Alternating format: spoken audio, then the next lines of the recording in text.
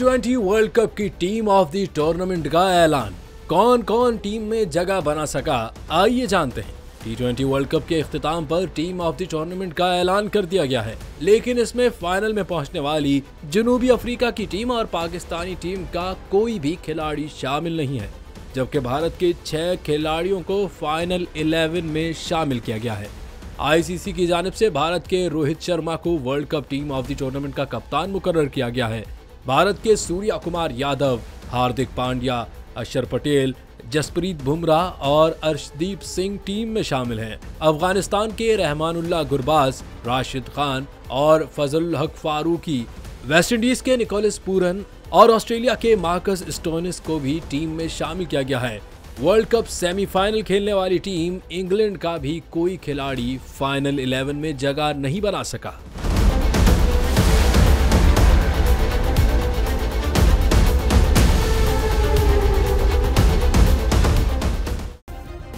Subscribe करें और bell दबाएं ताकि कोई खबर रह न जाए।